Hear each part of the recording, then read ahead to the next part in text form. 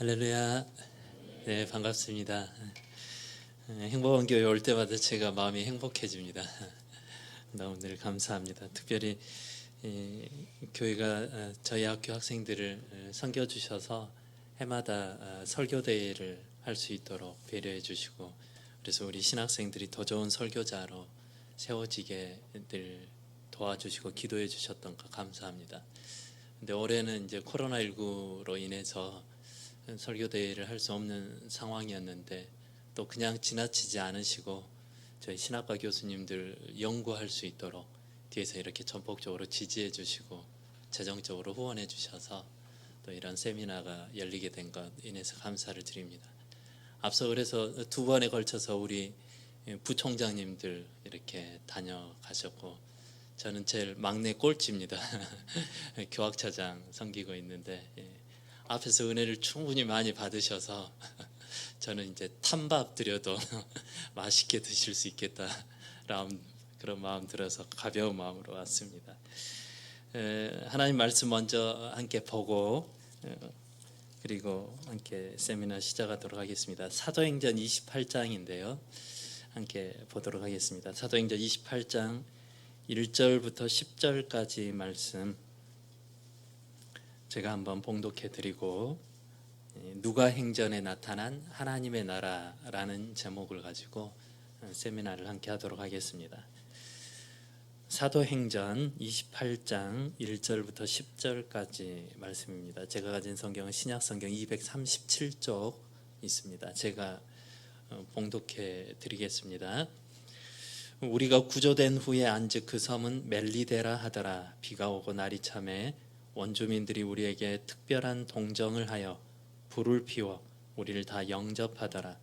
바울이 나무 한 묶음을 거두어 불에 넣으니 뜨거움으로 말미암아 독사가 나와 그 손을 물고 있는지라.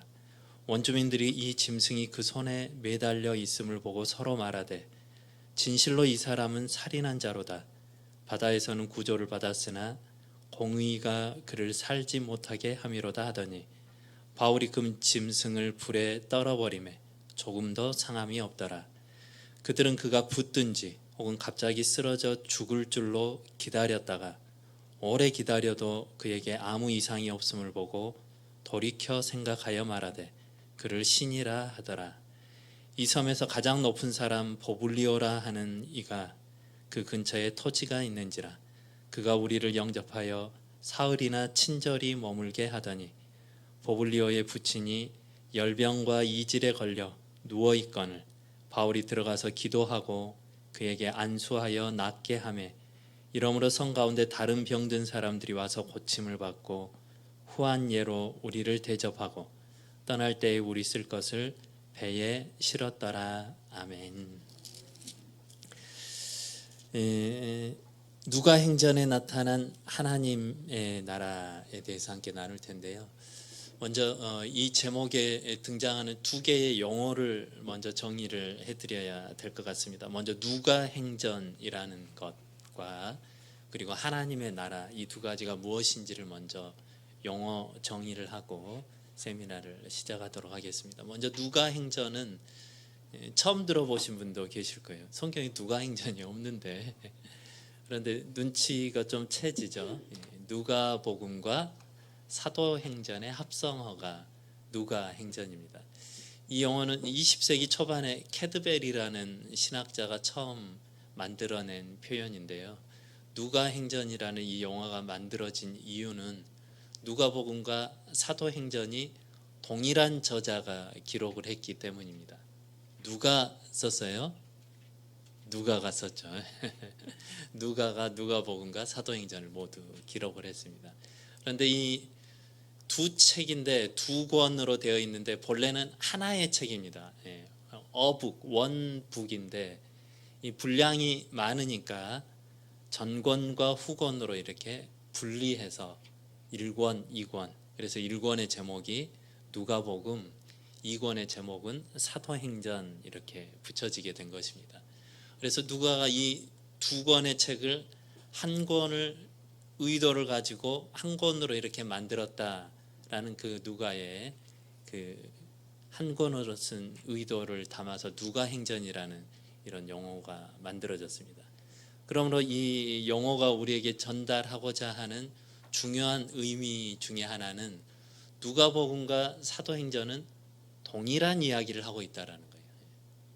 겉으로 보기에는 누가복음은 예수님의 생애와 사역을 담고 있고 사도행전은 사도들의 또 생애와 사역을 담고 있는 그런 책으로 보여지지만 사실은 한 주제를 두 권으로 분리해서 등장인물들이 다를 뿐이지 하나의 주제를 전달하고 있다라는 그런 의미를 누가행전이라는 이 책의 이름에 담고 있습니다.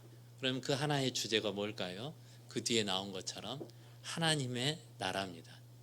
누가복음도 하나님의 나라를 이야기하고 있고 사도행전도 하나님의 나라를 이야기하고 있어요. 그런데 이 하나님의 나라, 우리 개역개정 성경에는 하나님의 나라라고 번역이 되어 있는데요. 사실 헬라어 원문에 보면 이것에 더 좋은 번역은 하나님의 왕국, 이게 더 좋은 번역입니다. 좀처럼 요즘 왕국이라는 표현을 잘 안 쓰죠. 그런데 왜 이게 더 좋은 번역이냐면 헬라어 단어 자체가 이 나라라고 번역되어 있는 그 단어 자체가 어원이 왕이라는 단어에서 시작된 표현입니다.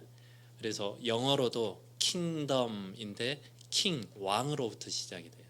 그러니까 하나님의 나라라고 우리가 습관적으로, 또 이 사도행전 28장 마지막 절인 31절에서도 바울이 하나님의 나라를 전파했다라고 이야기하는데요.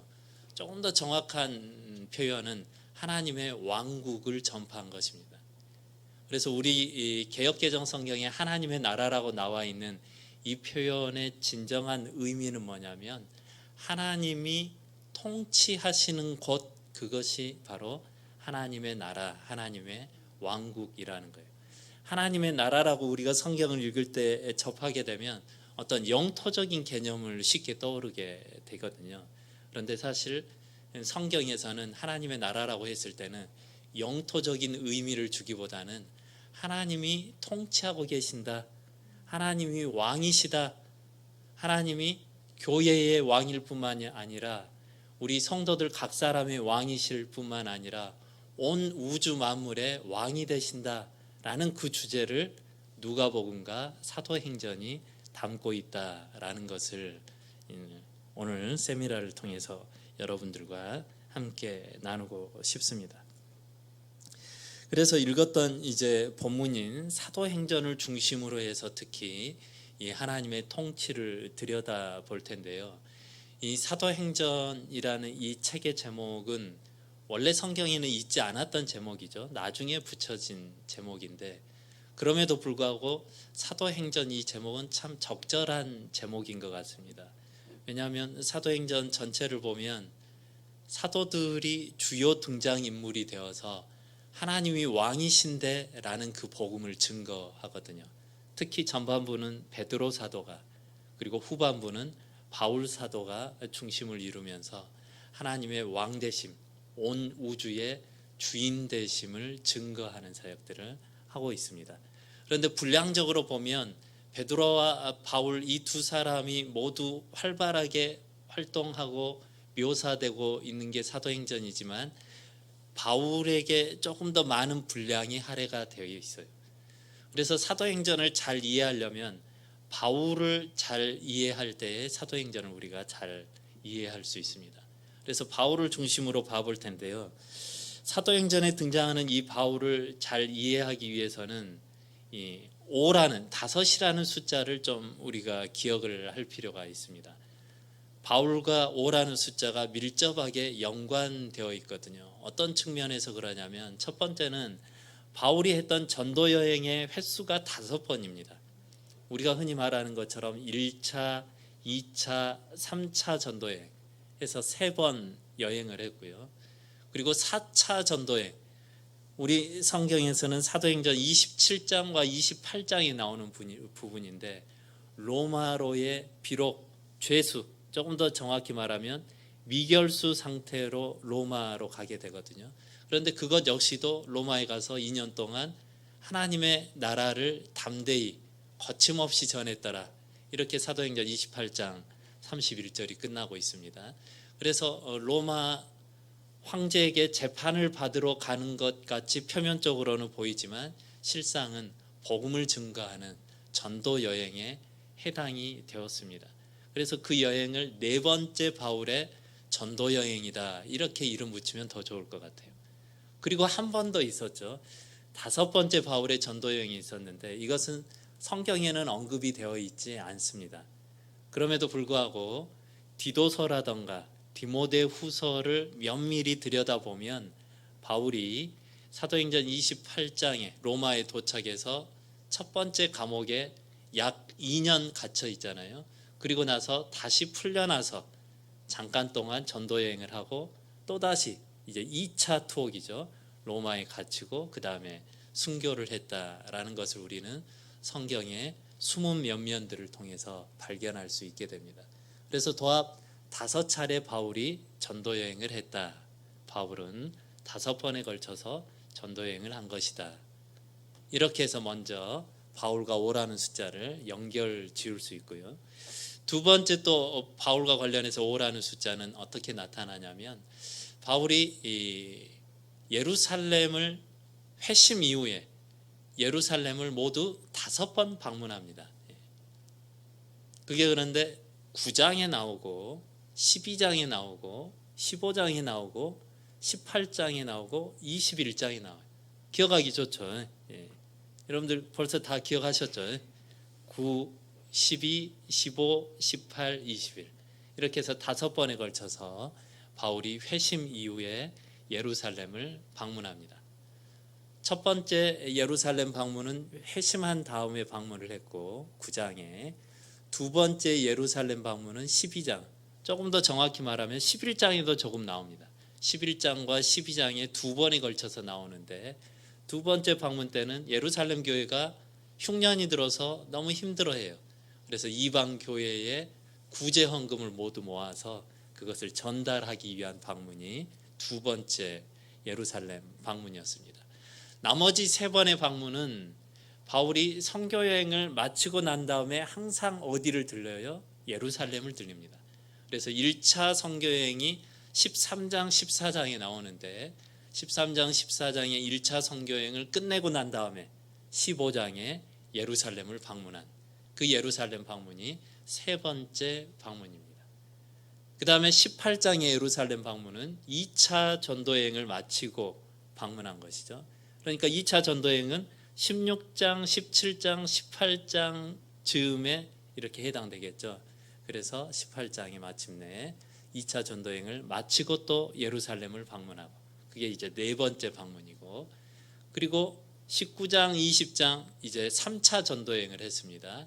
그리고 21장 3차 전도 여행을 끝낸 다음에 또 한 번 예루살렘을 방문합니다. 이것이 이제 5번째 마지막 바울의 예루살렘 방문이었습니다. 그런데 이 마지막 예루살렘 방문 때는 바울이 안 갔으면 좋겠다라는 만류하는 사람들이 많이 있었습니다. 우선 성령께서 이번에 예루살렘 가면 너 결박이 기다리고 있는데 라고 예언하셨어요. 뿐만 아니라 아가보라는 선지자를 통해서 성령께서 또 한 번 바울에게 이야기하세요. 그리고 빌립의 4딸들이 선지자인데 그 4딸들도 아마 바울에게 이야기한 것으로 보여져요. 그래서 바울에게 이번만큼은 예루살렘에 가지 말아라. 왜냐하면 가면 감옥에 갇히거든요. 그러니까 가지 않았으면 좋겠다라고 다들 만류하는 방문이 21장의 마지막 예루살렘 방문, 5번째 예루살렘 방문이었습니다. 그러나 바울은 결박이 기다리고 있음에도 불구하고 어때요? 예루살렘 방문을 감행합니다. 성령께서 거기에 가면 감옥에 갇힌다고 말했지만 그럼에도 불구하고 바울 안에는 어떤 비전이 있어요? 내가 로마도 보아야 하리라. 반드시 땅끝까지 복음을 전하게 하시는 하나님의 사명이 나에게 주어졌기 때문에 내가 비록 예루살렘에 이번에 가면 감옥에 갇히긴 하겠지만 그것으로 내 인생이 끝나지 않겠다라는 분명한 확신이 있었어요. 하나님의 비전이 있기 때문에, 자기에게 주신 부르심이 있기 때문에 그랬던 것입니다.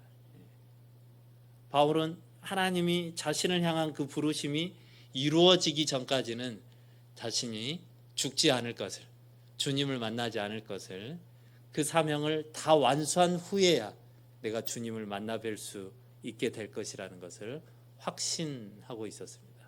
여러분들 우리 안에도 그런 확신들이 있으시죠?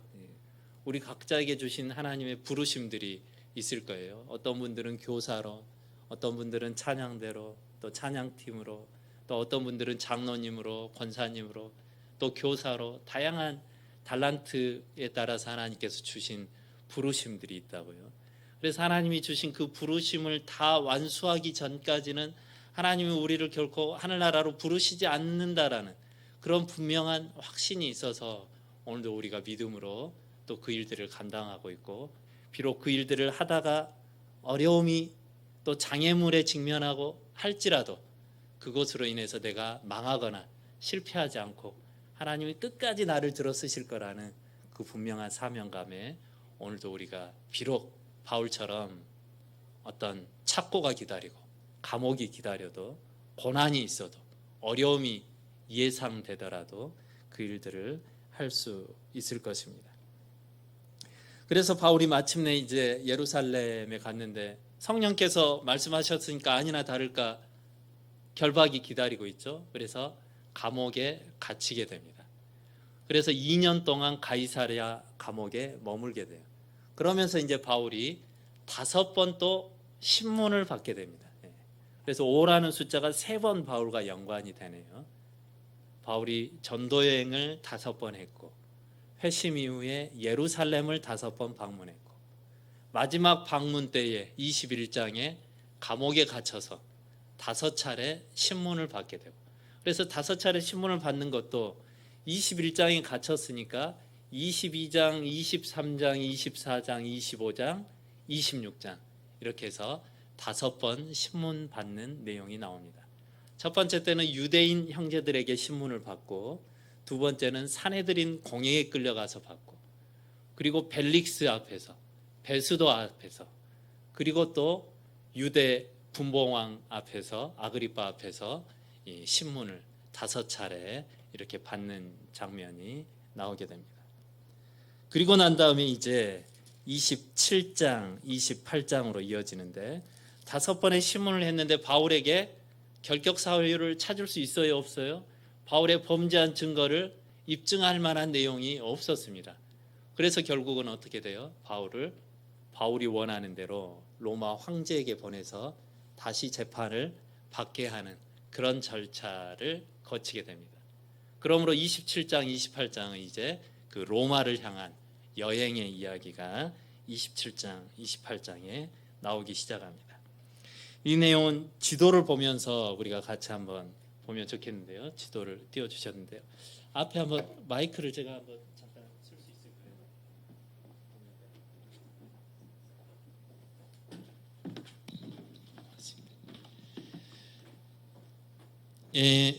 여러분들 성경은 사도행전 27장을 보면서 바울의 이 4번째 전도여행, 다시 말하면 로마로 미결수 상태로 끌려가면서 어떻게 바울이 이동했는가를 함께 살펴보도록 하겠습니다.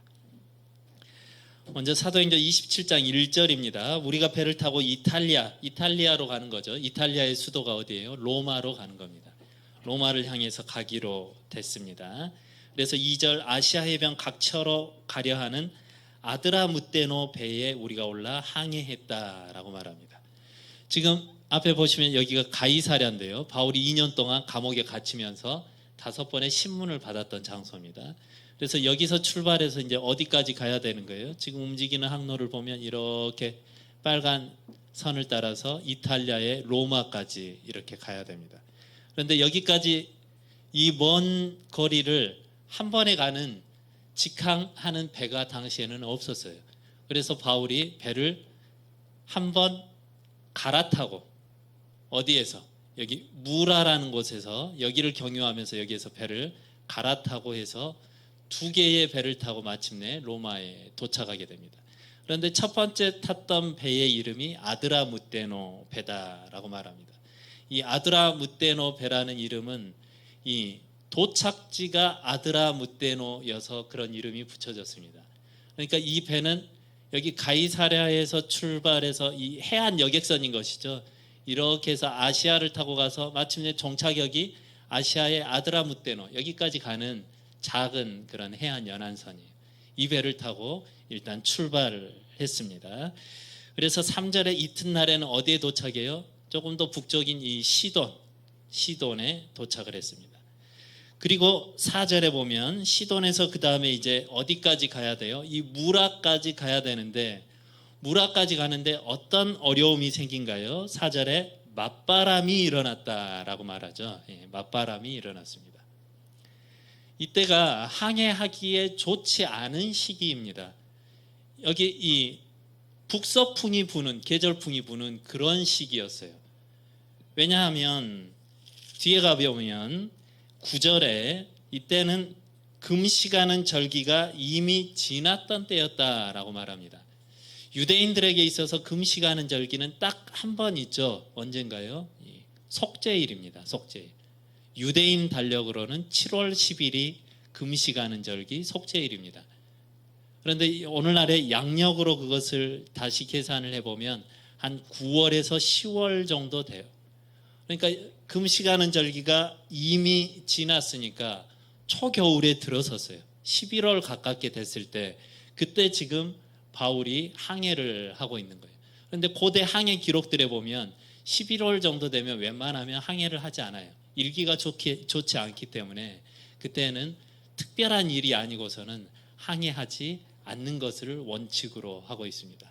특히 어때요? 이런 계절풍, 북서풍이 불어오고 있기 때문에 서쪽으로 가야 되는데 서쪽에서 바람이 불어오니까 배가 이쪽으로 갈 수가 있어요, 없어요? 가기가 어려운 것이죠. 시돈에서 무라까지 가야 되는데 맞바람 때문에 쉽지가 않았습니다. 그래서 항로를 바꿉니다. 어떻게 바꾼가요? 4절 하반절에 보면 맞바람을 피하여 구브로 해안을 의지했다. 5절 길리기아 밤빌리아 바다를 건너 무라에 도착했다 이렇게 말합니다. 앞에 보시죠. 시돈에서 무라까지 가는 방법은 두 가지 항로가 있습니다. 이렇게 지금 빨간 선처럼 가는 방법이 있고 이렇게 가는 방법이 있습니다. 가운데 구브로 섬을 두고 구브로 섬의 바깥쪽으로 가는 방법과 안쪽으로 가는 두 가지 방법이 있는데 일반적인 항로는 바깥쪽으로 이렇게 무라로 가는 겁니다. 걸리는 시간은 한 9일 정도 걸립니다. 시간도 단축되고 일반적으로 이쪽으로 되게 항해를 했었는데 지금 맞바람이 심하니까 구브로 섬을 의지해서 육지와 섬 사이에 이 길을 선택한 거예요. 근데 이쪽으로 가면 이제 15일 걸려요. 6일이 더 걸려요. 시간이 더 많이 걸립니다. 그럼에도 불구하고 거센 바람 때문에 이쪽 길을 선택해서 길리기아 밤빌리아를 지나서 그래서 어때요? 드디어 무라에 도착했다. 바울의 처음 여행부터 쉽지가 않네요. 그렇죠. 맞바람이 불어오고 있었습니다. 마치 코로나19를 겪는 2020년 지구촌의 모습과 같기도 하고 또 오늘 현재를 살아가는 성도인 우리들의 매일매일의 삶과 비슷하기도 합니다. 예측하지 못한 고난들이 우리 앞에 불쑥불쑥 등장합니다. 이제 무라에 도착해서 그 다음입니다. 6절입니다. 거기에서 백부장이 이탈리아로 가려 하는 알렉산드리아 배를 만나 우리를 오르게 했다라고 말합니다. 이제 무라에서 배를 갈아타는 거죠. 어떤 배로? 알렉산드리아 배로. 이 알렉산드리아 배는 출발지 이름을 따서 만들어진 배 이름입니다. 알렉산드리아, 이집트에서 출발을 해요. 이렇게 가가지고 어떻게 가요? 로마까지 가는 이 배입니다. 그런데 이 알렉산드리아는 고대의 로마 제국 당시에 3대 도시 중에 하나입니다. 그래서 아주 큰 상업 중심 도시였고 그래서 이 알렉산드리아에서 출발한 이 배는 필시 거대한 상선일 가능성이 높습니다. 그래서 이 배를 타고 이제 큰 배를 타고 안전하게 로마까지 이제 한 번에 가려고 하는 것이죠. 그래서 여기서 이제 배를 갈아탔습니다. 그리고 또 가는데 7절입니다. 배가 더디 갑니다. 왜? 풍세가 더 허락하지 않기 때문입니다. 그래서 간신히 이 니도 맞은편, 니도가 여기 있죠. 니도 맞은편에서 어디를 가게 돼요? 이 그레데 섬으로 향하게 됩니다. 7절 하반절, 그레데 해안을 바람막이로 항해했다. 북서풍이 계속 불어오니까 이 섬을 바람막이로 해서 이 아래쪽으로 이렇게 빙 돌아서 갔습니다. 그래서 그레데 섬에 도착을 해서 살모네 앞을 지나 8절 미항이라는 곳에 이르렀다라고 말합니다. 미항, 여기 보이시죠? 미항이 여기입니다. 그레데 섬의 미항, 여기에 이제 도착을 했습니다. 여기에 도착을 하고 나서 바울이 한마디 합니다. 거기 모여 있는 사람들에게. 10절인데 10절에 여러분이여 내가 보니 이번 항해가 화물과 배만 아니라 우리 생명에도 타격과 많은 손해를 끼칠 것입니다 라고 이야기를 했어요. 지금 계절풍이 불어오고 있고 해서 이번 항해를 강행하는 것은 어려울 것 같으니까 여기에서 겨울을 지내고 봄이 되면 다시 항해를 하면 좋겠습니다 라고 이야기를 했어요. 그런데 11절입니다. 백부장이 선장과 선주의 말을 바울의 말보다 더 믿었어요. 그래서 어떻게 합니까? 12절, 이 미항보다는 북쪽으로 조금 더 가서 어디예요? 베닉스에 가서 겨울을 지내자 이렇게 말합니다. 베닉스는 어디예요? 이 미항에서 북쪽으로 조금 더 가면 베닉스죠. 비즈니스 하는 사람들은 시간이 돈이거든요. 그러니까 기회만 되면 조금 더 움직이고 싶은 거예요. 조금 더 로마로 가깝게 이동하는 것이 남는 장사입니다. 그래서 바울이 만류했지만 이 백부장은 선장과 선주의 말을 더 귀담아 듣고 베닉스로 가기로 결정합니다. 아무래도 그러겠죠. 바울의 말을 듣는 것보다 전문가들의 말을 듣는 게 더 낫지 않겠어요? 뭐 우리는 그런 걸 잘 안 하지만 뭐 주식을 투자한다든가 또 부동산을 산다든가 뭐 이런 거 할 때 전문가들의 말을 듣고 그러고 그런 일들을 하지 않겠습니까? 하다못해서 우리가 뭐 아파트 분양을 받는다고 할 때도 우리는 뭘 잘 모르잖아요. 그러니까 전문가들의 말을 들어보고 여기가 괜찮겠는지 어쩌겠는지 물어보고 이렇게 움직이는 것. 이거 당연해 보입니다. 그런데 때마침 13절입니다. 남풍이 수문하게 불었습니다. 남풍이 밑에서부터 불어오니까 이 미항에서 베닉스로 가는 거, 그거 잘했네. 그렇지. 선장과 선주 말이 맞았네. 뒤에서 바람이 불어오니까 훨씬 더 수월하게 미항에서 베닉스까지 움직일 수 있었던 것이죠. 역시 바울의 말보다는 전문가의 말을 듣는 것이 옳았던 것 같습니다. 그러나 14절, 얼마 안 돼요. 섬 가운데로 무슨 광풍이 일어나요? 유라굴로라는 광풍이 일어나요. 유라굴로는 북동풍이라는 이름을 가지고 있는 그런 의미의 광풍입니다. 그러니까 북서풍이 이렇게 불어오다가 이 남풍이 불어오니까 미항에서 베닉스 좋다 하고 가고 있는데 갑자기 북동풍이 불어요. 그러니까 배가 이제 베닉스에 미처 도착하지 못하고 표류하기 시작해서 계속 왼쪽으로 이렇게 흘러가서 이제 28장이 마침내 도착한 곳이 어디예요? 멜리데섬, 지금의 이 몰타 섬에 도착하게 됩니다. 그러면서 이 표류 유라굴로를 만나면서 표류하게 되는데 18절입니다. 이 유라굴로 광풍이 얼마나 심했던지 다음 날 풍랑으로 심히 이했어도 방법이 안 나와서 사공들이 짐을 바다에 풀어 버렸다라고 말합니다. 상선인데 그런데 그 배에 실은 짐들을 버렸다라는 것은 어때요? 지금 어쩌면 그 배에 실어진 그 짐들은 이 상선을 이끌고 있는 사람들의 전 재산이거든요. 자기들 올인한 것이거든요. 이거 가지고 가서 어디 알렉산드리아에서 이거 가지고 가가지고 로마 가서 팔아가지고 이윤을 남겨서 처자식들을 먹여 살려야 되는데 지금 상황이 어떻게 된 거예요? 이것을 버려야 할 정도로, 이것을 버리지 않으면 생명의 위협을 느낄 정도로의 그런 광풍을 만났던 것입니다. 그런데 거기에서 또 고난이 끝나지 않습니다. 그 다음 절 19절에 보면 사흘째 되는 날에는 배의 기구를 자신들의 손으로 버려야 할 정도가 됐습니다. 이제 거의 포기한 것이죠. 예. 이때쯤 되면 이제 다들 카톡으로 마지막 가족들에게 여보 사랑해 마지막 인사하고 이제 죽을 것을 준비해야 될 그런 순간까지 온 것 같습니다. 그리고 20절에 보면 여러 날이 지나도 이제 해도 별도 보이지 않게 되었다. 구원의 여망마저 없었더라. 고대에 항해하는데 유일한 길잡이는 해, 달, 별의 움직임이죠. 그런데 이것마저도 보이지 않습니다. 나침판도 없습니다. 어디에 지금 있는지조차 모르겠습니다. 풍랑 거칠게 불어 일어나고 있고 그동안 항해로 잔표가 굵었던 이 사람들도 두려움이 계속 몰려왔습니다. 그러는 가운데 23절에 바울이 하나님의 사자가 어젯밤 내 곁에 서서 말씀하셨다라고 하면서 하나님의 말씀을 거기에 있는 사람들에게 전달합니다. 그 내용이 뭔가요? 24절, 25절에 이렇게 나오는데요. 바울아 두려워하지 말아라. 네가 가이사 앞에 서야 하겠고 또 하나님께서 너와 함께 항해하는 자를 다 너에게 주셨다 하였으니. 그러므로 바울이 이제 거기 있는 사람들에게 말합니다. 간밤에 천사에게 들은 그 음성을 가지고 말하기 시작하는데 여러분이여 안심하라. 나는 내게 말씀하신 그대로 되리라고 하나님을 믿노라 라고 말하고 있습니다.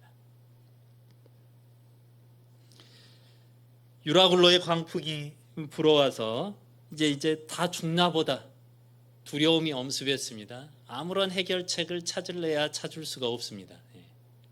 이때 두려워하지 않는 사람이 더 이상한 사람일 것입니다.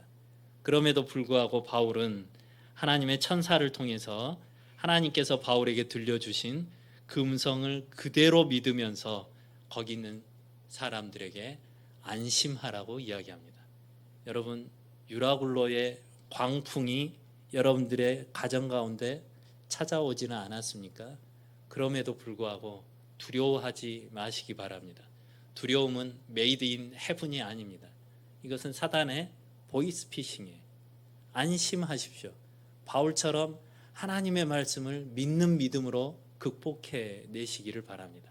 왜냐하면 사도행전의 주제가 뭐라고 그랬어요? 하나님이 통치하세요. 유라굴로 광풍도 하나님이 다스리세요. 유라굴로 광풍도 우리를 죽이려고 해도 죽일 수가 없어요. 하나님의 성도들을 망하게 하려고 한다고 해서 망해지는 것이 하나님의 백성들이 아닌 것입니다. 마침내 27절입니다. 열나흘째 되는 날 밤에 어때요? 육지에 가까워지는 줄을 짐작하고 하나님의 뜻이 서서히 이루어집니다. 그러더니 33절 날이 새어가자 바울이 거기 있는 사람들에게 남은 음식들을 이제 다 먹고 만찬을 하자. 그러면서 34절 또 뭐라고 바울이 말해요? 너희 중 머리카락 하나도 잃을 자가 없을 것이기 때문이다. 여러분, 우리의 머리카락 하나도 잃어지지 않을 것입니다. 우리 옷에 타는 냄새조차도 나지 않을 거예요. 우리가 7배로 뜨거운 풀무불에 들어가더라도 하나님께서 우리를 건지실 것이고 사자굴에 던져져도 뼈 하나도 다치지 않을 것입니다. 그러더니 아니나 다를까 이 39절 날이 샜고 보니까 어때요? 육지에 가까워져 왔습니다. 그런데 41절에 육지에 가까워져 왔는데 또 한 번 고난이 닥쳐요. 어때요? 두 물이 합하여 흐르는 곳을 만나게 돼서 배가 파선됩니다. 그러자 42절 군인들이 죄수가 도망칠까 봐 염려돼서 죄수가 도망치면 이 죄수들을 지키는 이 군인들에게 고스란히 그 책임이 돌아가게 될 것이거든요. 네로 황제 앞에 나가면 그들이 참수를 받을 거예요. 그러니까 어때요? 이들을 죽여야겠다라고 생각을 했습니다. 그때 그런데 누가 또 만류를 시킵니까? 백부장이 나섭니다. 로마의 시민권을 가진 바울을 구원해야 된다. 더불어서 여기에 있는 사람들도 함께 구원하자. 그래서 마침내 어떻게 돼요? 그 조각난 배의 물건들을 의지해서 사람들이 구조가 되었는데 27장 마지막 절 마침내 사람들이 다 상륙하여 구조되었더라. 276명이 정말 바울이 선포했던 것처럼 머리카락 하나 다치지 않고 모두가 구출되었습니다. 그리고 나서 28장 1절입니다. 그 구조된 곳이 어딘가 봤더니 멜리데 섬이었다라고 이야기합니다. 멜리데 섬에 도착을 했는데 구조는 됐지만 만신창이가 된 거죠. 지금 살았는지 죽었는지 알 길도 없고 또 뭐 배멀미를 심하게 하고 또 물에 빠져가지고 허우적대고 물을 엄청나게 많이 마셔야 되고 옷은 엉망진창이고 추위에 벌벌 떨고 있고 배도 고프고 그런데다가 2절에 보면 지금 초겨울인데 비까지 와서 이제 몸이 다 얼어붙어가는 그런 때였습니다. 그때 그런데 그 멜리데 섬의 원주민들이 특별한 동정을 하여 캠프파이어를 해가지고 이 276명의 사람들의 몸을 녹여주고 그리고 또 어때요? 먹을 것들을 가져와서 그들을 다 영접했다. 출장 뷔페 불려가지고 맛있는 것으로 이렇게 대접해주고 그랬어요. 저도 오늘 조금 일찍 와가지고 박정호 목사님이 또 복탕도 사주시고 행복한 교회 올 때마다 제가 행복해지는 것 같아요. 너무너무 감사해요. 그런데 이렇게 이제 원주민들의 섬김을 받고 있는데 바울 이 사람은 태생적으로 가만히 못 있어요. 그리고 섬김이 몸에 배어 있는 사람이어서 가만히 있어도 되는데 바울이 또 뭐를 해요? 이 캠프파이어의 불을 더 지피고 싶어가지고 그래서 이 몸이 얼어 있는 276명의 나머지 동료들이 조금이라도 더 혜택을 받게 해주고 싶어서 뭘 합니까? 나무 한 묶음을 또 해다가 언선으로 그것을 그 캠프파이어에 던져 놓고 있었습니다. 그런데 그 순간에 하필 그 캠프파이어 했던 장소가 독사가 겨울잠을 자려고 둥지를 텄던 그곳이었던 모양이에요. 그래서 불로 지면이 뜨거워지니까 독사가 툭 튀어나왔는데 그때 하필 또 누구 손이 바울 손이 나뭇가지를 집어넣고 있었어요. 그래가지고 그냥 물었던 것이 누구의 손을 문 거예요? 바울의 손을 물게 됐습니다. 그러자 4절의 원주민들이 이 광경을 보고 뭐라고 해석을 해요? 진실로 이 사람은 살인한 사람인가 보다. 바다에서는 구조를 받았지만 공의가 그를 마침내 심판해서 그를 죽게 하는구나 라고 하면서 바울의 고난을 해석하고 있습니다. 여러분들 우리가 유라굴로의 고난, 독사의 고난 이거 당하는 것도 참 힘들지만 우리의 고난이 정말 힘든 것 중에 하나는 우리 주변에 고난을 해석하는 너무 많은 사람들이 있어요. 그거 아마 그 일 때문에 그럴 거야. 그때 내가 하라는 대로만 했어도 안 그랬을 텐데 왜 그래가지고 이런 일이 생겼는지 몰라 하면서 옆에 우리 지체가 고난을 당하고 있는데 그것을 자꾸 간섭하고 핀잔하고 해석하는 그런 사람들이 있어서 우리가 더 마음이 무겁고 상처받는 것 아닌가 모르겠습니다. 그런데 그런 상처가 우리에게 오더라도 바울같이 이겨내시길 바라요. 아무 일도 없었던 듯이 그 짐승을 불에 그냥 떨어버렸어요. 그리고 조금도 상함이 없었습니다.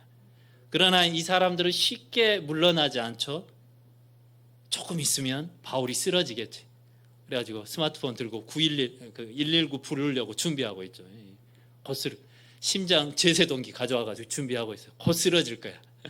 그런데 몸도 붙지 않고 바울이 쓰러져 죽지도 않자 돌이켜 그제서야 생각하는데 신인가 보다. 신이 보낸 사람인가 보다. 이렇게 인정하게 됐습니다. 그것이 다 그 멜리데 섬에 소문이 났고 그러자 7절 그 멜리데 섬의 가장 높은 사람 추장격인 보블리오가 바울 일행들을 초청합니다. 그래서 사흘 동안 그의 저택에서 또 연회를 베풀면서 온갖 좋은 것들과 편의시설로 그분들을 대접합니다. 그런데 거기 와 있는데 또 보블리오의 부친이 열병에 걸려 있다. 이질에 걸려서 누워 있다라는 것을 바울이 듣게 돼요. 바울 이 사람은 가만히 못 있어요. 그냥 이제 좀 쉬고 이제는 좀 그리고 또 음식도 먹고 잠도 좀 자고 그래도 될 텐데 그렇게 해도 누구 한 사람 뭐라고 할 사람 없을 텐데 이 보블리오의 부친이 열병에 걸려 있다라는 말을 듣고 또 거기에 달려갑니다. 그리고 나서 뭘 해요? 그 보블리오의 부친을 위해서 기도하고 안수했습니다. 그랬더니 어떻게 돼요? 그 보블리오의 부친이 낫게 돼요. 그 소식이 또 섬마을에 다 들렸습니다. YTN 속보로 다 나갔어요. 그러니까 섬마을에 있는 병든 사람들이 또 다 몰려왔습니다. 그러니까 또 어때요? 바울이 너무너무 힘들고 지쳐 있음에도 불구하고 그 사람들을 일일이 돌보고 그분들을 안수하고 위에서 기도해주고 격려하고 복음을 증거하고 하는 일들을 바울이 마침내 했습니다. 그런데 이 장면은 어디서 많이 본 장면이죠. 누가복음 4장으로 한번 가볼까요? 누가복음 4장 38절부터 40절입니다. 38절부터 40절. 제가 가진 성경은 신약성경 95쪽에 있는데요.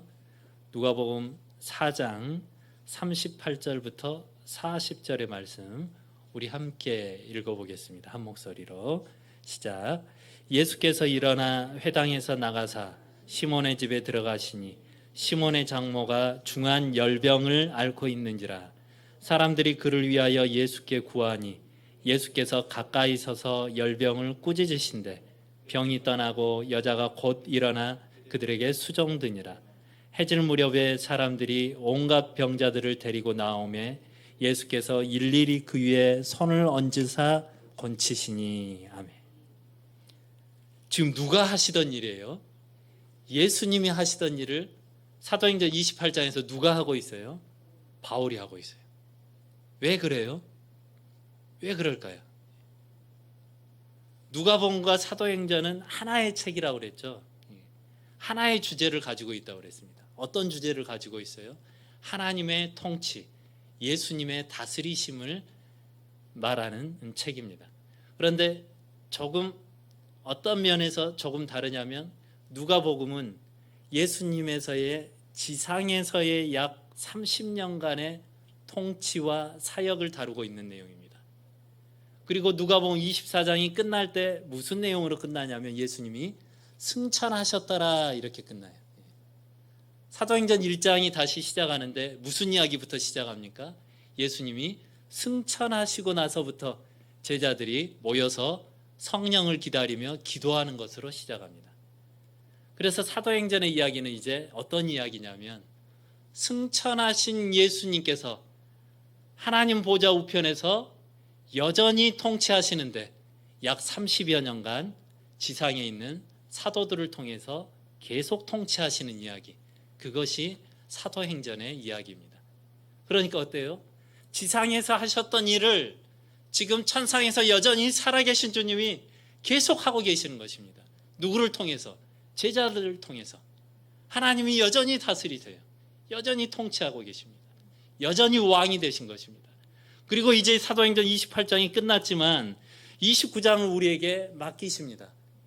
주님이 이 땅에서 하셨던 일들을 우리가 계속 하기를 원하십니다. 아니, 그것을 계속 하고 계세요. 이미 우리를 통해서. 그런데 하고 싶어 하실 분입니다. 그 선한 일에 우리가 쓰임받기를 원하시는 거죠. 담양 행복한 교회가 그 일 가운데 쓰임받기를 누구보다도 주님이 원하십니다. 지금 우리 눈에는 보이지 않지만 보이지 않는다고 해서 계시지 않는 것이 아니라 하나님 하늘 보좌 우편에 여전히 살아계셔서 통치하시는 그 주님이 우리를 통해서 이 시간에도 왕이 되시고 이 땅을 다스리시고 하나님의 일을 해가신다는 사실을 이 누가행전에 나타난 하나님의 나라를 통해서 여러분들이 기억하실 수 있기 바랍니다. 그러므로 바울이 이제 28장 31절 마지막을 이렇게 끝내는데요. 이것 읽고 이제 말씀을 맺겠습니다. 하나님의 나라를 전파하며 주 예수 그리스도에 관한 모든 것을 담대하게 거침없이 가르치더라. 그런데 헬라어 성경은요, 마지막 단어가 부사입니다. 거침없이 이렇게 끝나요. 직역하면 아무런 방해 없이, 어떤 것도 방해할 수가 없습니다.